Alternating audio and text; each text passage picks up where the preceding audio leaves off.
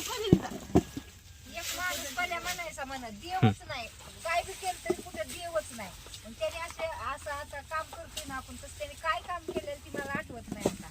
त्याने ती काम केलं, मग लोकांना वाटलं ना, लोकांना एवढं आश्चर्य वाटतच ना, एवढं केलं तो कसं काय, एवढं तुला कसं शक्य झालं, एवढं कसं केलं तो.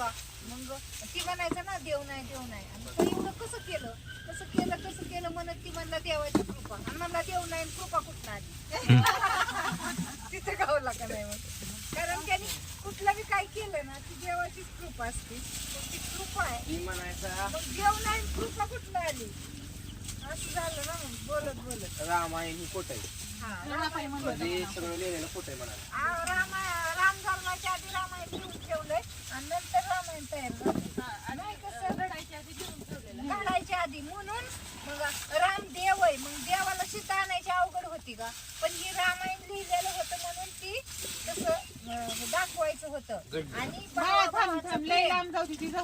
रावण पुस्तक नसलेलं वाचन, आणि रावण पण लय छान आहे, मेलाय का नाही तो म्हणतात रावण, पण रावण आणि लक्ष्मणाने ते मेल्यावर त्याचं पायाचं दर्शन घेतलं रावणाचं. अरे त्यांनीच मारलाय तरी सुद्धा भक्त होता की महादेवाचा भक्त आहे, महादेवाचा भक्त होता. आणि भक्त असून बी म्हणजे त्याच्याकडे काहीतरी कला होती का नाही, ती देवातलीच होती सगळी.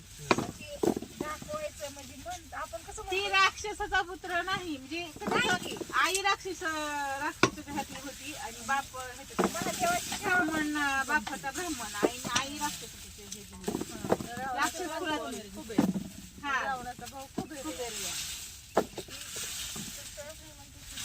किती माणूस म्हणला ना देव नाही तरी बिगर देवाचं असं कुठंच काय. साधं सोपं उदाहरण दिनाभाऊ किती असं रागीट होता, क्रोध सारखा कशाचा बी कुणाचा बी किती शांत झाला. आणि कसं आता तर सारखं हे वेळेस तर ती पांडुरंगाची कृपा, पात्या पांडुरंगाची असं म्हणणार, पात्या पांडुरंगाची नाही खातो पण प्रमाण लय कमी झालं.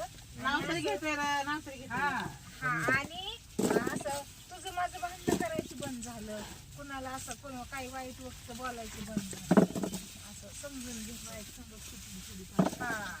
नाही मंदिर होऊन जसं खाणं तसं वृत्ती होती.